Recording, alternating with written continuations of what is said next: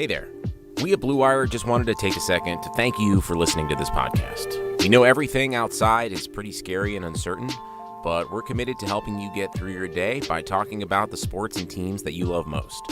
If you're looking for more great podcasts to distract you, check out BlueWirePods.com. Thanks for listening. Enjoy the podcast and stay safe.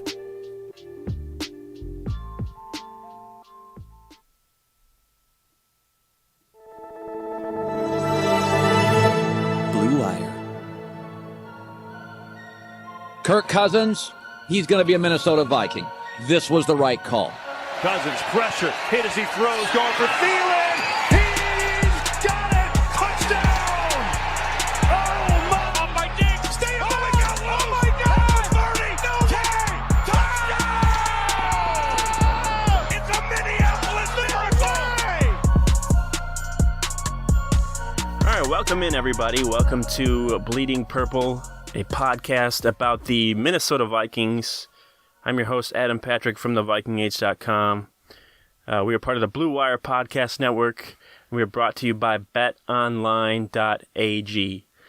Joining me today, and as always, from MinnesotaSportsFan.com is Eric Strack. How are we doing today, Eric?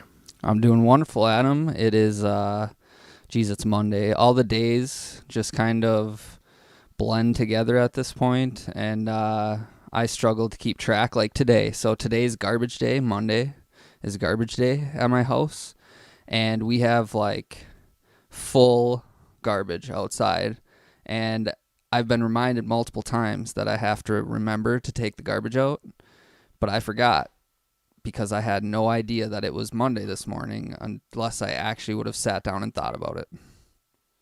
So they're still coming. Yeah, they're still coming for the garbage and stuff. Oh yeah, well, yeah. Those jobs are essential. Yes, I think those are essential. It's appreciated that we don't have like garbage overflowing our. They don't want it to pile up and just put it in your backyard. Right.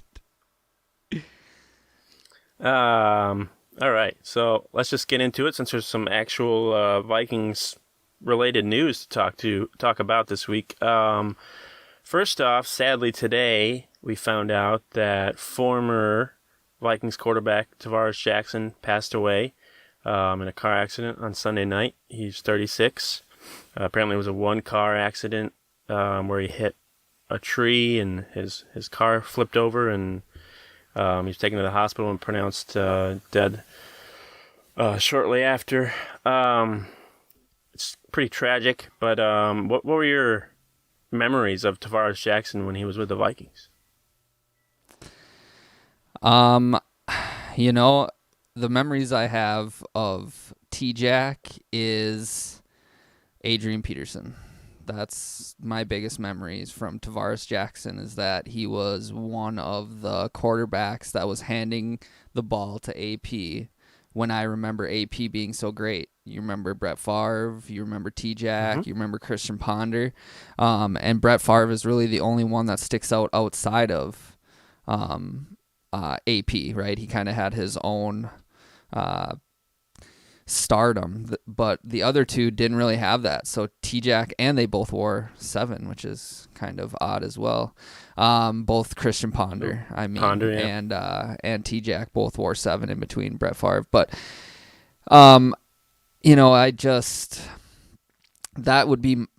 there's not that many memories that I have of him. He went to the playoffs once. He wasn't very good that season. I think here I have his stats up actually. Like, you can look at the one season that he had. He was 8-4. He still had 12 interceptions to 9 touchdowns. So he just, as far as on the field, he just never really lived up to what Brad Childress hoped he would be when he drafted him in the second round. But, you saw the outpouring for him today, and it's pretty clear that, when something like this happens, what T-Jack was as a football player matters a lot less than what he was as a person. And as a person, from the outpouring that he got today from friends and family, it's pretty clear that he was a pretty good guy. From what they said, I think he might have dealt with some off the field issues because he had that incident a couple years ago where I think he got drunk and pulled a gun on his wife. Yep, I saw that too, and it was kind of hidden too. There wasn't even like when I searched on him today, I found that like one blurb out of a lot of different news pieces. Yeah, so I wouldn't call him a bad person or anything because everyone has their demons. I'm sure that might have played a part in the incident or the accident on Sunday.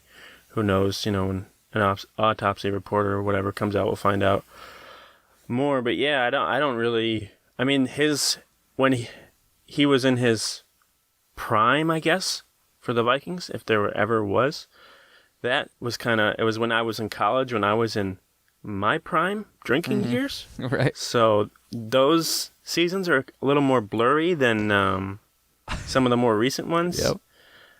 So I don't really remember a lot of him, doing well. I remember like seeing highlights and stuff and being like, oh, he's decent. They like him. He kind of, reminds me a little bit of Michael Vick just with the face mask. Right. I think it was similar to Vick's in the number. But I think Chili might have gotten caught up in that a little bit too. Yeah, that was the only resemblance of Michael Vick that there was. Mm-hmm. And yeah, it was odd that they selected him in the second round. He was out of Alabama State, and before that he did play at Arkansas, but he was not the top guy on the depth chart. So he transferred to an FCS school, and then he wasn't even really that good in FCS. So I was just confused, just looking back at like how he went so high. And then I did look at the quarterbacks who were available in the draft, and I think Charlie Whitehurst was like the next best guy after Tarvaris Jackson. So there wasn't like a whole lot of options for the Vikings, but it was interesting because that was also the year that after they drafted him was after Dante Culpepper blew out his knee. So really, Childress was like, yeah, they drafted him in. I didn't even realize that. Looking back on it, I want to say 06 or 07, and the year before was when Culpepper blew out his knee. The timeline makes sense.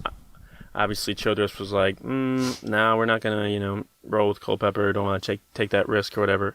Which, now looking back at it, I think they would have lost, picked the wrong decision either way. So, luckily they got Favre in 09 because they were like, Jackson's not cutting it, so we might as well sign, the 40-year-old guy who apparently wants to beat the Packers. And that worked out for 1 year, and then it didn't. And T-Jack got another shot with the Seahawks, and for some reason they, fell in love with his so-called potential. And I'm not trying to rip the guy. He lasted 10 years in the league. I mean, yeah, I know. That's as a backup, apparently, he was a good guy to have in the quarterback room. He must have, added some value because Russell Wilson, he was probably played some part in Russell Wilson's development because he was there for a while. I think it comes down to he never blossomed into what Brad Childress hoped, but his 10 years as a backup in the league kind of says that he wasn't as bad as fans kind of remember him being.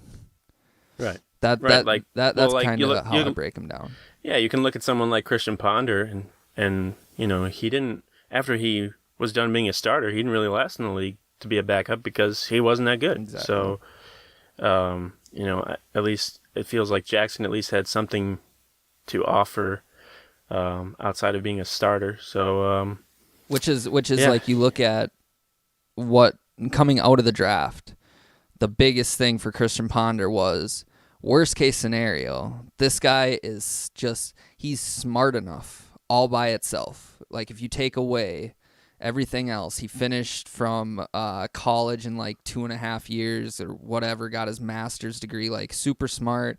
Worst case scenario, he's a guy from Florida State. Right.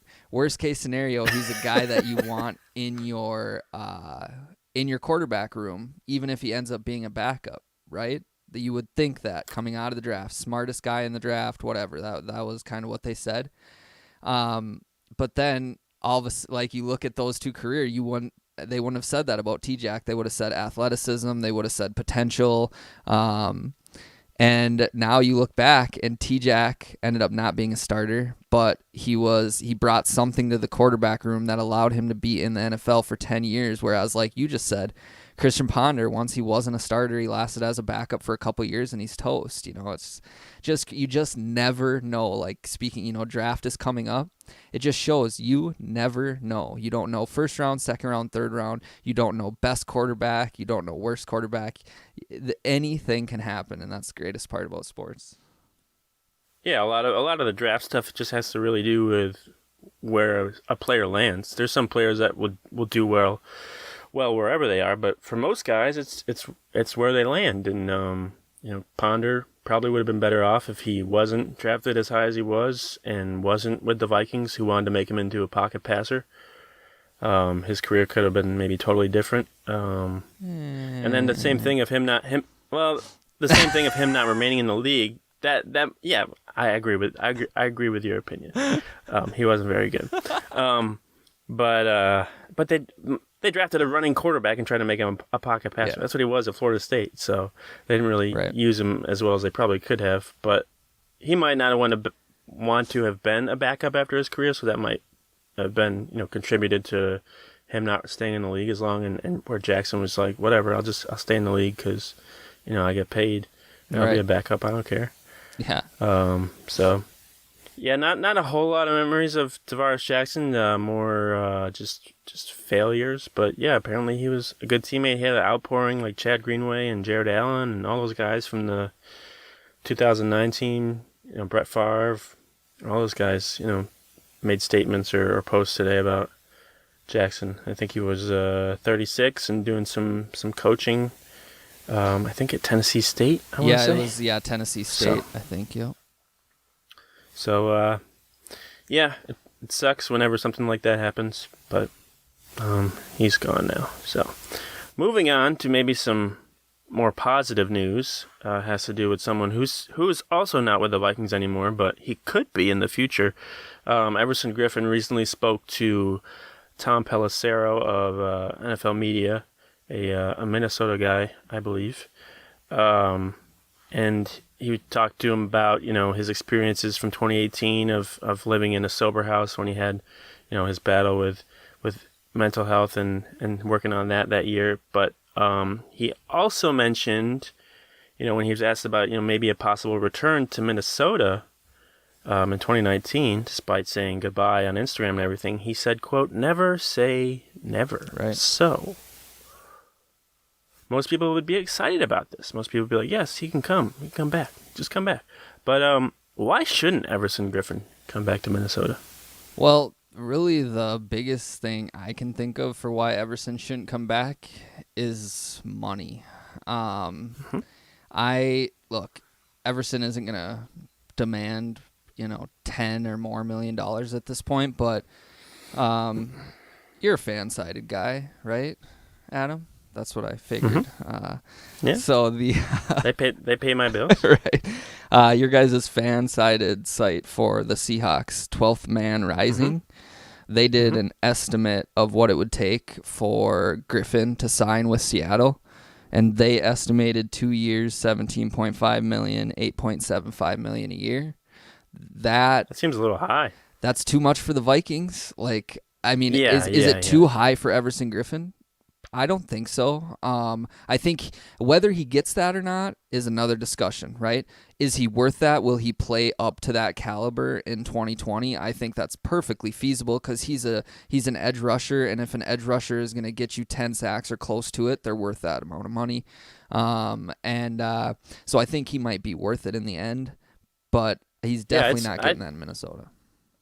I'd say he's worth it in 2020. Maybe not in 2021. So a deal like that would probably have to include the option for whoever signs him to be able to get out of it in 2021 pretty easily. Just because you don't know at his age, being with a new team, if that's the case, in a new system, how he will do. But yeah, I wouldn't have a problem with Griffen returning to the Vikings, but I think he would have a problem with the role that he would probably have, which would be less playing time and less money. But if he wants to stay in the NFL, he doesn't really have a ton of options right now because the teams that were interested in him are signing other guys for at his position for cheaper. I know the Seahawks signed a defensive end, and the Browns signed a defensive end, and then Jadeveon Clowney's still out there.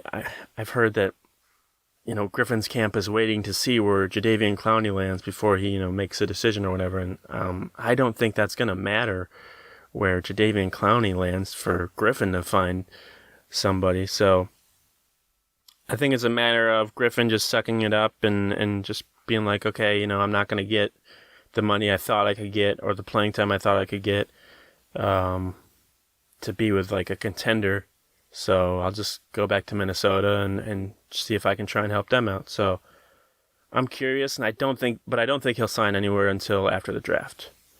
So I think after the draft, he's going to wait on that. I think that's a good call. I think I like after the draft. I like that for the Vikings, especially because if you go in and it ends up being an edge rusher that falls to you in the first round, then you're not going to want Everson Griffen back. So I like the idea of them waiting until after the draft to look at really seriously re-signing him, because that makes a difference for money too, right? Like, and if you need an edge, a running back. Yeah, well, we all know. Well, most of us are very, very sure that eventually they are going to extend Dalvin Cook, and that's a conversation we can get into a little bit later in this show, because there's another another running back contract signed today. He's been in the news. Dalvin, and he's been giving media interviews everywhere. He pretty much kicked off his media fest with us, and then went on every show. I know. I'm pretty sure that. I played a part in Thomason getting that interview, because he asked, how'd you get Dalvin Cook on your podcast? And I told him, and like a day later, he's got this interview with Dalvin Cook, and I'm like, you mother... Gotta be careful with these media folk. So, we got Thomason on, and then we got Cook, so we hooked these guys up with the interviews, so we should be getting some of that credit. Yeah, we should. He should have put us in his article. Yeah, thanks to the Bleeding Purple podcast, I was able to talk to Dalvin. Yeah, we take that credit for sure. Moving on, Stefon Diggs said his goodbyes to his favorite place in the entire country, Minnesota, and displayed his excitement to play in the city of Buffalo, which is just a wonderful city to live in and play football in. It's a good city to jump on tables in. Yeah, that's pretty much all there is to do in Buffalo. I'm from upstate New York, so I'm very familiar with Buffalo. Are you really? Yeah, I grew up maybe like an hour away from. When did you there. move to California? Like 4 years ago. But you lived in New York pretty much the whole time before that? Yeah, for like 30 years. Wow. Yeah, so I'm very familiar with Buffalo. I have a lot of friends who are Bills fans, been to Bills games. It's a dump of a stadium, so have fun with that. Stefon Diggs. But in the article, he said some interesting things. There's something about Kirk Cousins, about how he's such a great guy, and he's one of the first people to talk to me, and he loves Minnesota, and how always they'll always have a place in his heart. And I'll say this first: I didn't think it was genuine. Okay. What were your feelings about it? It seemed like a big PR stint to make himself look all great and everything before he goes to his new team, and he's ready to get to work and grind and work with the great quarterback Josh Allen. Well, I mean, yeah, you're an editor. I edit for anybody else who blogs on MinnesotaSportsFan.com. Mm-hmm. So you and we've heard Stefon Diggs speak. Yes. So you and I both know that there are writers that send you a blog, and you're like, yes, this will take me 10 minutes to and then others will take you 2 hours. And others will take you 2 hours. So we don't know with any, not just Stefon Diggs, but any of these Player Tribune articles, and how much I'm sure it's written compared to edited. some of their thoughts are theirs. Yep. others are probably influenced by people in their, circle. Exactly. So you have that to think about as you read these Player Tribune articles. But I felt like, look, is Diggs thankful to Minnesota for drafting him and paying him a whole bunch of money? Yes, I'm sure there is a part of him that is thankful. Same thing to Kirk Cousins. Yes, there is part of him that is very thankful to Kirk Cousins. Just how do you play with Kirk and not be thankful or like him as a person when you're done with it, right? But to your point, I feel like a lot of it, and I'll start with the Josh Allen quotes, and this is what kind of gets me right from the beginning. It makes you wonder how much of this is genuine right away. I'll put them up on the screen here. So he goes back to talking about the game that we got upset against Buffalo. We were favored in that game heavily. Buffalo was ready. They beat us 27-6, and one play really stands out to me. It was late in the first quarter. This part just gets me. Okay, so this pretty much Diggs saying his full opinion on Josh Allen is based on one play against the Minnesota Vikings. Yeah. Josh dropped back, then took off running up the middle. About 10 yards down the field, our defense closed in on him, and just when it looked like he was dead in the water, he leaped over our linebackers. I mean, hurdled the guy. He flew like 5 yards through the air, and he got the first down. You just don't see a lot of quarterbacks do stuff like that. I remember being on the sideline thinking, okay, this guy's got some moxie. That was your reaction on the sideline when he did that? What's that? I said that was your reaction, Diggs, on the sideline when he did that. I find that like hard to believe when you're like, oh man, this guy is great. We're getting blown out.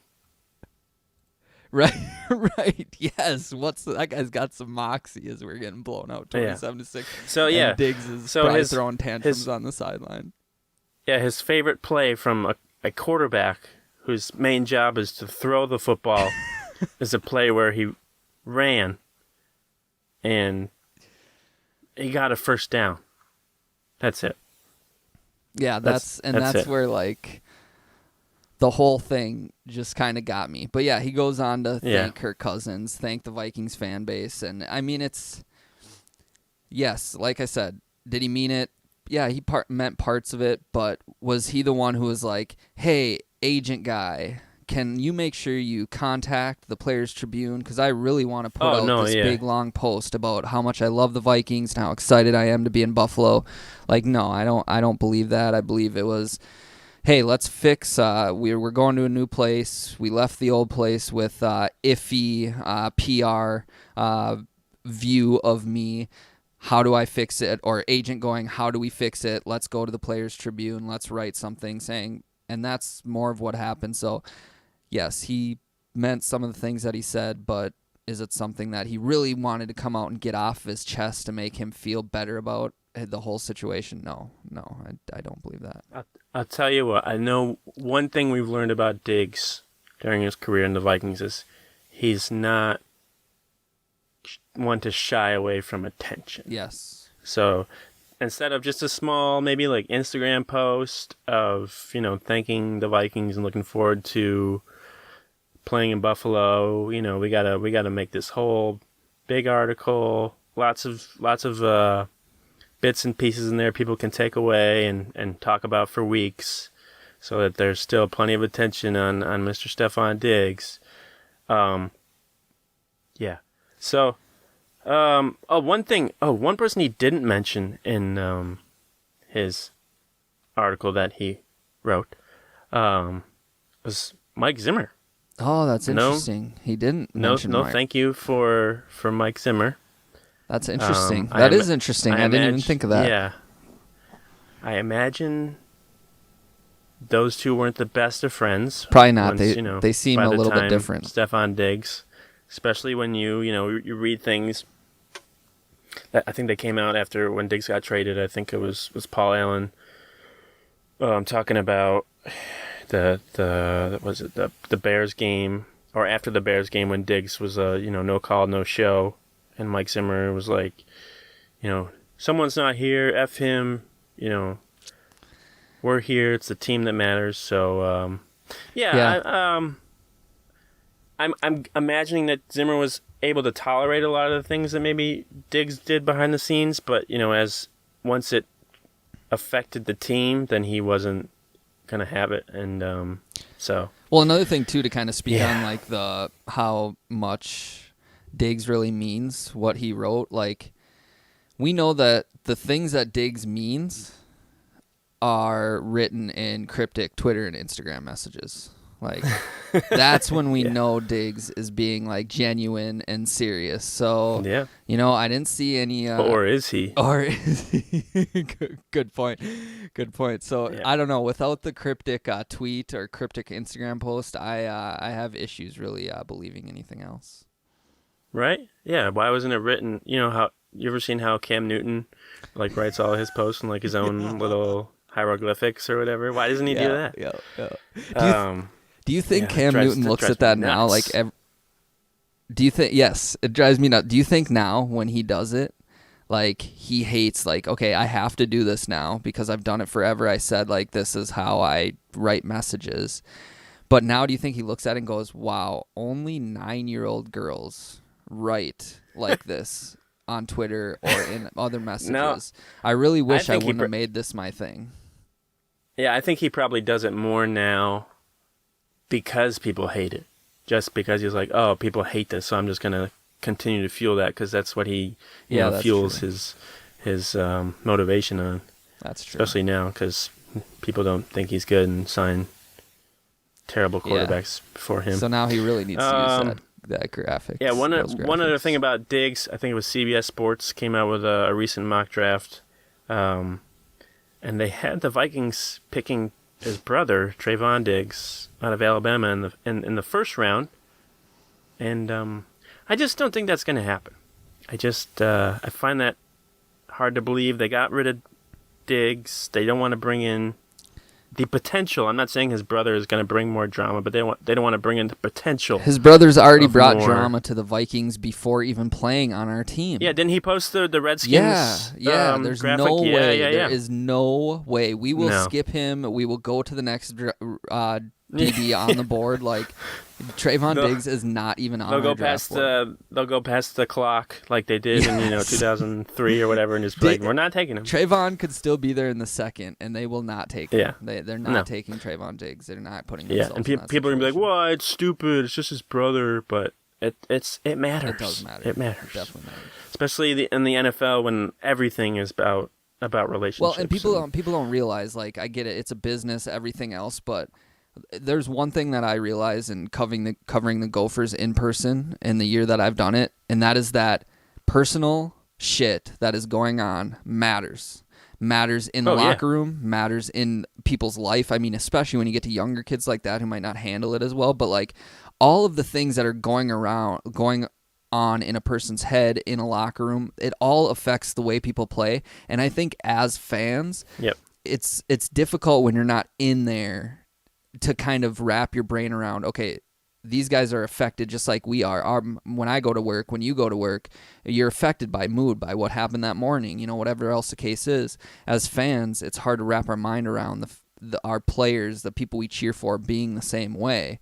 But yeah, that sort of stuff matters, and there's just no way Stefon Diggs is pulled into this locker room. No way. I'm sorry. I have my Twitter notifications on, and Jared Allen's in charge of the Vikings Twitter tonight. Oh, and he just said, I know the Vikings uniforms because it's the 2009 Favre Monday night game that's on tonight, and they have the throwback jerseys on. Yeah, he's like, I know everyone likes the uniforms from this night, but Chili's stash was really what completed the night. So that just threw me off a little bit. Chili's stash. That stash was the best. He always had different facial hair. Sometimes he'd let it grow out, and he'd have the beard, and he always switched it up a little bit. Chili. Always with the growl, though. Yes. Yeah. All right. So, mentioned in the beginning of the podcast, we were brought to you by BetOnline.ag. So, with currently no NBA, NHL, or Major League Baseball, you might think there's nothing to bet on, but you'd be wrong, because our exclusive partner, BetOnline, still has hundreds of events, games, and props to wager on. From their online casino to poker and blackjack, they're bringing Vegas to you. Missing the NFL, no problem. BetOnline has live daily Madden NFL 20 simulations you can bet on if you really want to do that. You can still bet on TV shows like Survivor, Big Brother, American Idol. You can bet on stock prices and even Nathan's hot dog eating contests. Or you can bet on the weather too. Everything is open 24 hours a day and it's all online. Use promo code BLUEWIRE to join today and receive your new welcome bonus. BetOnline, your online wagering solution. All right. Next topic is about someone we already mentioned, Dalvin Cook. He spoke to a previous guest. So wait, Dalvin Cook's a previous guest of Bleeding Purple, and he spoke to another previous guest of Bleeding Purple, Chris Thomason, the Pioneer Press, and he told Thomason a bunch of things, and among it, and inside of it all, he basically said he's the best running back in the entire NFL. You like to hear stuff from players, every player like this. You want them to have this mindset, but do you agree with Dalvin Cook? I think that it's just such a loaded question. Do I think that Dalvin Cook can be the best running back in football? Mm-hmm. Yes, I would say there are probably a handful of running backs in the entire league that you look at and go, that running back can be the best running back in the NFL. And a lot of times when he's on the field, he looks like the best running back in the NFL, but he is behind one of the worst offensive lines in the entire league. Mm-hmm. So that definitely does not help his case whatsoever. And then obviously the second thing are his injuries throughout his career. So if he gets a better offense, we're gonna base our entire offense around him, so he has that going for him. If we can get an offensive line that can block better for him, and if he can stay healthy, absolutely, I would say that with those things being given, I would say Dalvin Cook is the best running back in the NFL, but none of those things are, let's just say those things are far from guaranteed. So should he be paid as the best running back in the NFL right now? No, that's my answer in a long form. Yeah, and I don't know if it really matters if he should be paid as the best running back or not, because at one point or another, Joe Flacco was like the highest paid quarterback, and I think Matt Ryan's up near the top there now, and Matt Stafford, and those guys aren't the best quarterbacks in the league, and right. So I think Dalvin Cook can still get top dollar. He's Christian McCaffrey just signed his extension today. It's $16 million, per year average. I think that's the target for Cook and his camp. If not higher now. He wants to be the highest paid running back in the NFL. We both know that. We've heard that from people. But yeah, he just wants to be paid what he's worth, because he is the center of the Vikings offense. Without him, it doesn't really work. I know people are like, well, the Vikings have Madison or they have Boone, they can just plug him in, but no, if those are the guys you have to depend on for a whole season, they're not doing as well as Dalvin Cook. I'm sorry, that's not going to happen. And I was thinking of this way to try and determine how good Dalvin Cook is. If you put, Dalvin Cook in Carolina and put McCaffrey in Minnesota, do you think McCaffrey would be able to succeed as well as Dalvin Cook did in Minnesota? And vice versa. And that's, if you're going to compare the two, if you swap them out, they would look a little bit different in their style. Like, I don't think, and I haven't watched Christian McCaffrey tape until I get nauseous. Like, I've watched every single one of Dalvin Cook's runs because I watch every single game. But I don't think Christian McCaffrey is as shifty as Dalvin Cook is. No. But as far as what they do for their teams, they're very similar. They both catch the ball, they both run the ball, they both do both very effectively. Both block. Yeah, so I would say if you swap those two running backs, I don't think you see much of a blip on either team. But there's really not a lot of backs in the league that you can do that with. to me, honestly, I think McCaffrey might even be a little.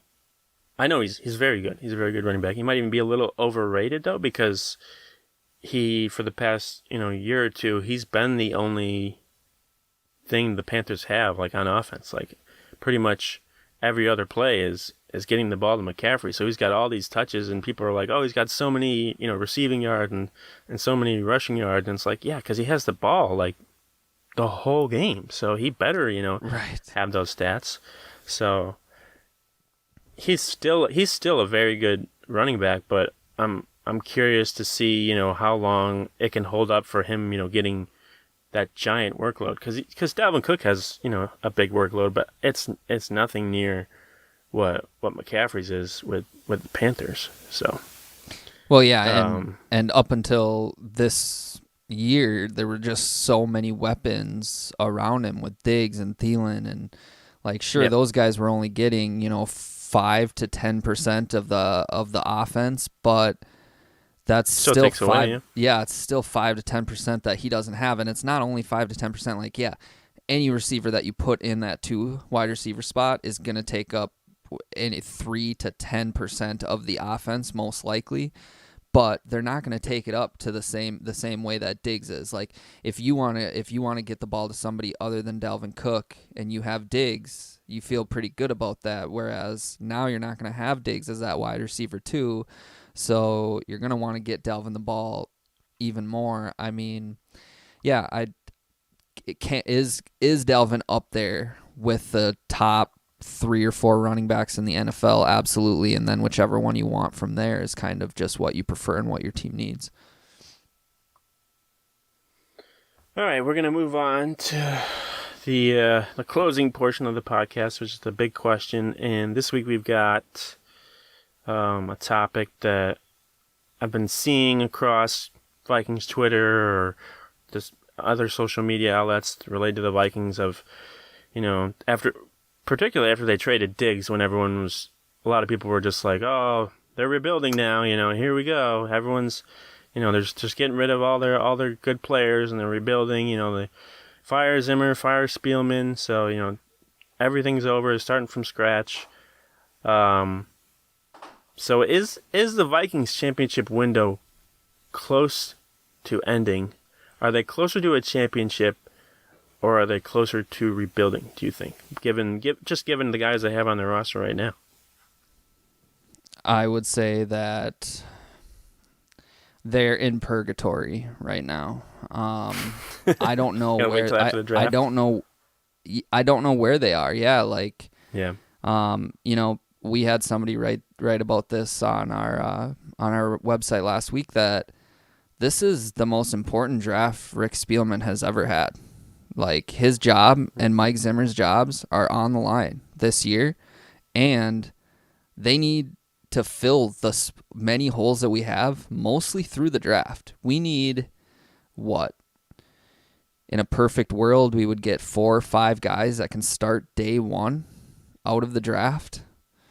Right. And if we don't get at least a good amount of that, then we're not going to be very good. I mean, do we hope that some guys step up on defense? Yes, but our secondary is completely turned over from what it was last year. We don't have Stefon Diggs. As of right now, you could argue we have a worse offensive line than what we had when we entered the year last year, or when we ended the year last year. So if we don't get what we need in the draft, I don't expect the Vikings to be very good. But I don't want to be doom and gloom everything, because if we have a draft like we had in 2017, or last year, then I think that we can be just fine. We have guys in very important positions that I feel pretty good about. We just don't have a lot of the filler where you need somebody above average to make sure that you have a good team. If we can fill those gaps in the draft because we have no money to do it elsewhere, then we can be good.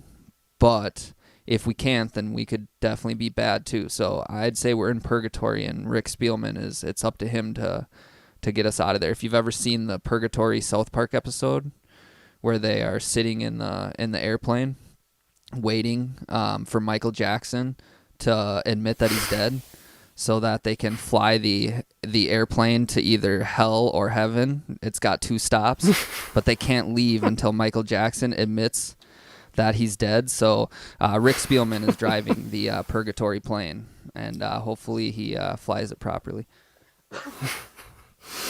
Yeah, I was thinking 2015 was a good draft too, because it was Diggs, Kendricks, and Danielle Hunter was that year too. So yeah, they've had some good drafts recently, but they've also had Treadwell, and I think that 2016 was Trey Waynes, Mackenzie Alexander. Like a lot of those guys from that draft aren't even with the Vikings anymore. So yeah, if that was 2016, then that's the draft I was talking about. Trey Waynes, Mackenzie Alexander.